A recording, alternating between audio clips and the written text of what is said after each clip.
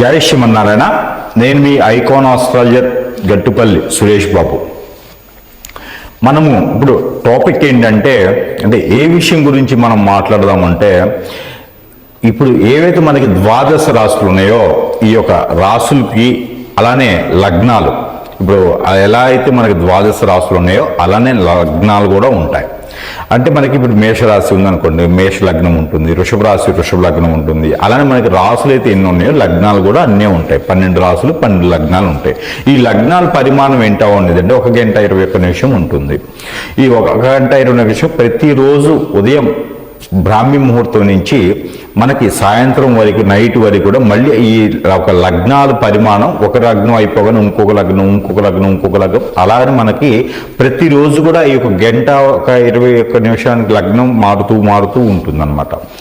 అయితే దానికి తగ్గట్టుగా మనకి ఆ రోజు తిథి నక్షత్రం ఏమున్నాయో దాన్ని బట్టి మనకి బాగుంటుందా లేదా అనేది ఉంటుంది. ఏ రోజైతే మనం జన్మిస్తామో ఆ రోజు ఉన్నటువంటి గ్రహస్థితి ప్రకారంగా, ఆ రోజు ఉన్నటువంటి నక్షత్ర ప్రకారంగా మనకి ఏ రాశి వస్తుంది అనేది ఉంటుంది. ఆ రాశిని బట్టి ఏ లగ్నం కూడా ఉంటుంది. ఆ లగ్నాన్ని బట్టి ఏ గోచారం అంటారు. మనం పుట్టినటువంటి తేదీ నక్షత్రం బట్టేసి ఆ రోజు మనకి ఏ నక్షత్రం ఉందో దాన్ని గోచారం అని కింద భావిస్తారు. ఈ గోచారంలో గనక 12 స్థానాలు 12 గడులు ఉంటాయి. 12 స్థానాలు అంటారు. ఆ 12 స్థానాల్లో 9 గ్రహాలు ఉంటాయి. ఛాయాగ్రహాలు పోల్చుకుంటే ఛాయాగ్రహాలు పక్కన పెడితే 9 గ్రహాలు మనం భాగిస్తాం. ఈ యొక్క సాంప్రదాయ ప్రకారంగా 9 గ్రహాలు ఏదైతే ఉందో ఈ 9 గ్రహాలు ఏ స్థానంలో ఉంటే వాటి వల్ల ఈ యొక్క రాశి వారికి, ఆ రాశిలో జన్మించిన వారికి, ఆ నక్షత్రం వారికి ఎలా ఉంటుంది, ఫ్యూచర్లో అంటే వచ్చేటువంటి రోజుల్లో ఎలా అవుతారు, నెక్స్ట్ జనరేషన్కి ఎలా ఉంటుందనేది మనం తెలుసుకోవచ్చు.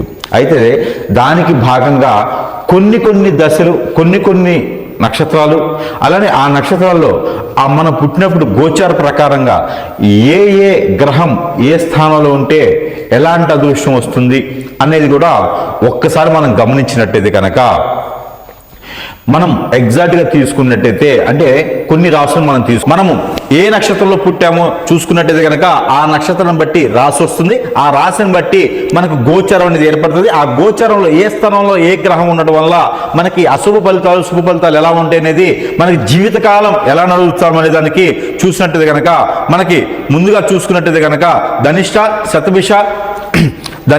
శతభిష పూర్వభద్ర ఈ నక్షత్రాలు 3 కూడా కుంభరాశి కింద ఉంటాయి.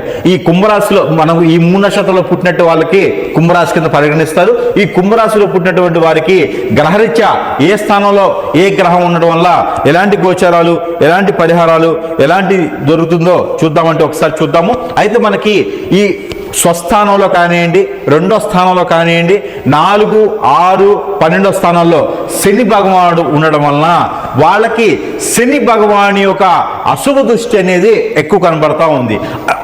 అలానే మనకి 6, 12, 2, 10వ స్థానంలో కనుక రవి భగవానుడు ఉన్నట్టయితే కనుక వాళ్ళు ఉన్నత శిఖరాలకి వెళ్ళేటువంటి స్థాయి కనపడుతుంది. కానీ అది కనపడాలి అంటే ఏదైతే మనకి శని భగవానుడు ఉన్నటువంటి అశుభ దృష్టి ఉందో అది తొలగిపోవాలి. ఆ అశుభ దృష్టి తొలగిపోవాలి. ఆ అశుభ దృష్టి తొలగాలంటే మనం పరిహారాలు చెప్తే జీవితకాలం కూడా ఆ పరిహారాలు చేసుకుంటూనే ఉండాలి. కుంభరాశి వారు ఏదో ఈ మాసంలో ఇది చేయాలి, ఆ మాసంలో అది చేయాలి కాకుండా గోచార ప్రకారంగా ఉన్నటువంటి దోషాలన్నీ తొలగిపోయేందుకు ప్రతి మాసం ప్రతి 3 మాసాలకు ఒక్కసారి కనుక పరిహారాలు చేసుకున్నట్టయితే ఖచ్చితంగా రాణిస్తారు. అలానే మనకి సొంత స్థానంలో కుజుడున్నా 2, 6, 12వ స్థానంలో కుజుడున్నా కూడా కుజు దోషం కింద పరిగణిస్తారు. అలానే బుధ భగవానుడు కుజుడితో కలిపి ఉన్నాడు అంటే కనుక వాళ్ళకి ఖచ్చితంగా కొట్టేటువంటి భర్త, కొట్టేటువంటి భార్య, వాళ్ళ అథారిటీలో ఉండేటువంటి పర్సన్స్ వచ్చేలా ఉంటుంది. కాబట్టి ఆ మేర ఈ పరిహారం ఖచ్చితంగా మీరు చేసుకొని తీరాల్సి వస్తుంది. అలానే మనకి 2వ స్థానంలో గురువు, అలానే 4వ స్థానంలో గురువు, 12వ స్థానంలో గురువు ఉండడం వలన మీకు ఖచ్చితంగా విదేశాల్లో వెళ్ళేదానికి అదృష్టం అయితే మీకు వస్తుంది. ఎవరికైనా శుక్రుడు గనక మీకు 12వ స్థానం ఉన్నట్టయితే ఈ కుంభరాశి వారికి శుక్రుడు 12వ స్థానంలో ఉన్నట్టయితే కనుక మీకు వివాహం ఆలస్యంగా అయ్యేలాగా ఉంటుంది, మీకు కళత్ర దోషం కూడా ఉంటుంది. ఆ మేర వాటన్నిటికీ కనుక మీరు ఇలాంటి గ్రహచారం ప్రకారంగా ఈ రాశి వారికి నేను చెప్పిన స్థానాల్లో ఖచ్చితంగా నేను చెప్పినట్టు గ్రహం ఉంది అంటే మీరు ఈ యొక్క పరిహారం ఖచ్చితంగా చేయాలి. కుంభరాశి వారు ఈ పరిహారం చేసుకుంటే కనుక ప్రతి మాసంలో చేసేటువంటి పరిహారాలు ఏవైతే ఉన్నాయో అవి భిన్నంగా ఇవి కూడా చేసుకుంటే కలిసి రావడం ఖచ్చితంగా జరుగుతోంది. లేకంటే కనుక మీరు ఆ మాస ఫలితాలకు ఏవైతే ఉన్నాయో అవి చేసుకుంటూ ఉంటారో అప్పటి వరకే మీకు పరిష్కారం దొరుకుతుంది. ఇన్స్టెంట్ ఫుడ్ అన్నట్టుగా మీరు ఈ ఒక 3 మాసాలకు ఒక్కసారి చేసుకున్నట్టయితే అమావాస్య ముందు, పౌర్ణమి ముందు, ఏకాదశి రోజైన ఈ కుంభరాశి వారు పరిహారాలు చేసుకోవచ్చు. ఆ పరిహారానికి నిమిత్తంగా మీరు చేయవలసింది ఏంటంటే నిమ్మకాయలు 6, నేను చెప్పినటువంటి గ్రహాలు మీకు ఆ స్థానంలో ఉన్నాయంటే కనుక ఖచ్చితంగా ఈ రెమెడీ చేయండి. నిమ్మకాయలు 6, కళ్ళు ఉప్పు అంటారు, అంటే మనకి దొడ్డుప్పు అంటారు కొన్ని ప్రాంతీయ భాషలో. ఈ దొడ్డుప్పు కళ్ళు ఏదైతే ఉందో 1/2 కిలో అంటే 500 గ్రాములు ఏవైతే ఉన్నాయో ఈ 500 గ్రాములు. అలానే మనకి ఆవాలు ఉంటాయి, ఈ ఆవాల పౌడరు ఒక 100 గ్రాములు. అలానే మనకి ఈ మెంతులు పౌడరు ఒక 100 గ్రాములు వేసేసి కనుక మీరు ఈ నిమ్మకాయలు బద్దలు కోసి దాంట్లో పెట్టేసి కనుక ఉంటే ఇవన్నీ తీసుకుని వెళ్ళేసి ఒక రోజు నానబెట్టేసుకొని రెండో రోజు ఒక ప్లాస్టిక్ డబ్బాలో పెట్టేసి మీ తల చుట్టూతా మీ బాడీ చుట్టూతా దిష్టి రూపంగా 12 సార్లు కనుక దిష్టి తీసుకొని కనుక మీరు ఆ ఒక ఏదైతే చెరువులు కాలువలు ఉన్నాయో అక్కడ పోల్చినట్లయితే మీకు ఆ దోషం పోతుంది.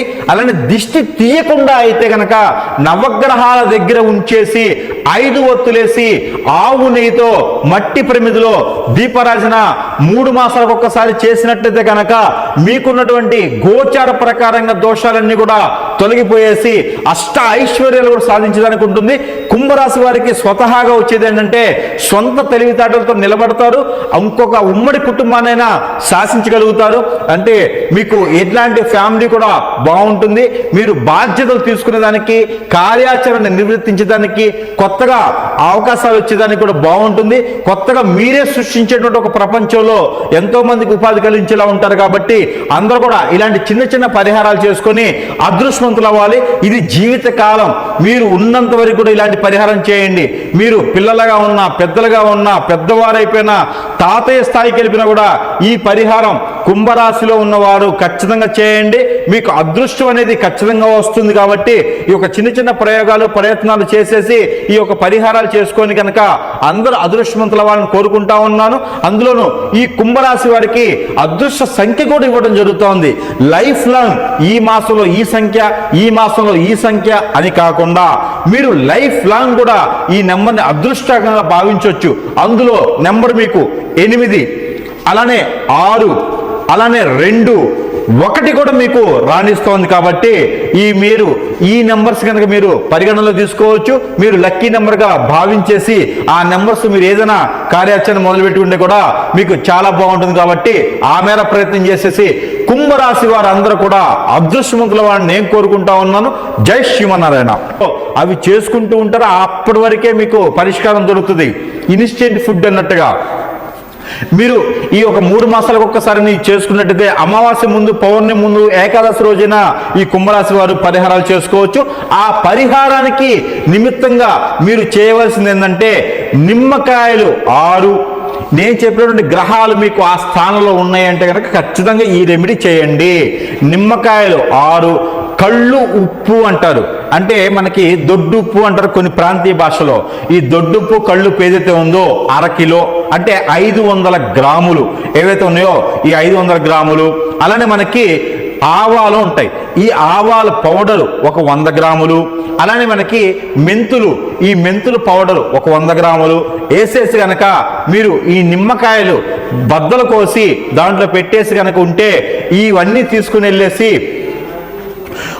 ఒక రోజు నానబెట్టేసుకొని రెండో రోజు ఒక ప్లాస్టిక్ డబ్బాలో పెట్టేసి మీ తల చుట్టూతా మీ బాడీ చుట్టూతా దిష్టి రూపంగా 12 సార్లు కనుక దిష్టి తీసుకొని కనుక మీరు ఆ ఒక ఏదైతే చెరువులు కాలువలు ఉన్నాయో అక్కడ పోల్చినట్లయితే మీకు ఆ దోషం పోతుంది. అలానే దిష్టి తీయకుండా అయితే గనక నవగ్రహాల దగ్గర ఉంచేసి 5 ఒత్తులేసి ఆవు నెయ్యితో మట్టి ప్రమిదిలో దీపారాజన 3 మాసాలకు ఒక్కసారి చేసినట్లయితే కనుక మీకున్నటువంటి గోచార ప్రకారంగా దోషాలన్నీ కూడా తొలగిపోయేసి అష్ట ఐశ్వర్యాలు కూడా సాధించడానికి ఉంటుంది. కుంభరాశి వారికి స్వతహాగా వచ్చేది ఏంటంటే సొంత తెలివితేటలతో నిలబడతారు, ఇంకొక ఉమ్మడి కుటుంబాన్నైనా శాసించగలుగుతారు. అంటే మీకు ఎట్లాంటి ఫ్యామిలీ కూడా బాగుంటుంది. మీరు బాధ్యతలు తీసుకునేదానికి, కార్యాచరణ నిర్వర్తించడానికి, కొత్తగా అవకాశాలు వచ్చేదానికి కూడా బాగుంటుంది. కొత్తగా మీరే సృష్టించేటువంటి ఒక ప్రపంచంలో ఎంతో మందికి ఉపాధి కలిగించేలా ఉంటారు. కాబట్టి అందరూ కూడా ఇలాంటి చిన్న చిన్న పరిహారాలు చేసుకొని అదృష్టవంతులు అవ్వాలి. ఇది జీవిత కాలం, మీరు ఉన్నంత వరకు కూడా ఇలాంటి పరిహారం చేయండి. మీరు పిల్లలుగా ఉన్నా, పెద్దలుగా ఉన్నా, పెద్దవారైపోయినా, తాతయ్య స్థాయికి వెళ్ళినా కూడా ఈ పరిహారం కుంభరాశిలో ఉన్నవారు ఖచ్చితంగా చేయండి. మీకు అదృష్టం అనేది ఖచ్చితంగా వస్తుంది. కాబట్టి ఈ యొక్క చిన్న చిన్న ప్రయోగాలు, ప్రయత్నాలు చేసేసి ఈ యొక్క పరిహారాలు చేసుకొని కనుక అందరూ అదృష్టవంతుల వాళ్ళని కోరుకుంటా ఉన్నాను. అందులోనూ ఈ కుంభరాశి వారికి అదృష్ట సంఖ్య కూడా ఇవ్వడం జరుగుతోంది. లైఫ్ లాంగ్ ఈ మాసంలో ఈ సంఖ్య, ఈ మాసంలో ఈ సంఖ్య అని కాకుండా మీరు లైఫ్ లాంగ్ కూడా ఈ నెంబర్ని అదృష్టంగా భావించవచ్చు. అందులో నెంబర్ మీకు 8, అలానే 6, అలానే 2, 1 కూడా మీకు రాణిస్తోంది. కాబట్టి మీరు ఈ నెంబర్స్ కనుక మీరు పరిగణనలో తీసుకోవచ్చు. మీరు లక్కీ నెంబర్గా భావించేసి ఆ నెంబర్స్ మీరు ఏదైనా కార్యాచరణ మొదలుపెట్టుకుంటే కూడా మీకు చాలా బాగుంటుంది. కాబట్టి ఆ మేర ప్రయత్నం చేసేసి కుంభరాశి వారు అందరూ కూడా అదృష్టవంతుల వారిని నేను కోరుకుంటా ఉన్నాను. జై శ్రీమన్నారాయణ.